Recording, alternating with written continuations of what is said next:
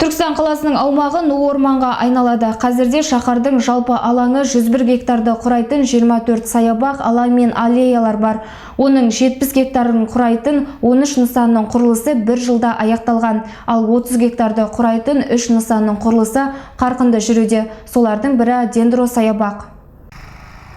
Қаладағы құрылыс жұмыстарының барысын бақылаған облыс әкімі Өмірзақ Шөкеев жасыл алаңдағы жұмыс барысымен танысты. Демалыс аймағындағы құрылысты көруге 400 адам жұмылдырылған. Бірегей жобаның жай-жапсарына тоқталған өңір басшысы қаланы жасыл желекке айналдыруға қатысты бірқатар тапсырмалар берді. Көгалдандыру ісі киелі шаһарды жел эрозиясынан сақтап, экологиялық ахуалын тұрақтандыру үшін ең бастысы қолайлы климат қалыптастыру мақсатында жасалып жатыр. Егілетін ағаштар жергілікті климатқа төзімді болу керек. Газондар өсіріліп, жолаяқтар төселсін. Дендробақты заманауи ең басты халыққа ыңғайлы демалыс кешеніне айналдыруға тиіспіз, деді Өмірзақ Естайұлы. Облыс орталығындағы рухани мәдени орталықты абаттандыру мақсатында ірі жобалар қолға алынып, құрылыс жұмыстары жүргізілуде. Атап айтсақ, тұңғыш президент саябағы Қожа Ахмет Яссауи кесенесі аумағын абаттандыру 4 кезеңмен жүзеге асуда. Қазіргі таңда 1 және 2 кезең бойынша жұмыстар аяқталуға жақын. Өткен жылы құрылыс басталған Бекзат Саттарханов даңғылы бойындағы желілік саябақ, аттракционды саябақ, оқушылар сарайы, конгресс орталығы, жабық бассейні бар спорт сарайы, орталық стадион және Қожа Ахмет Яссауи мұражайы, драма театр ғимараттары шаһардың көрнекті орындарына айналды.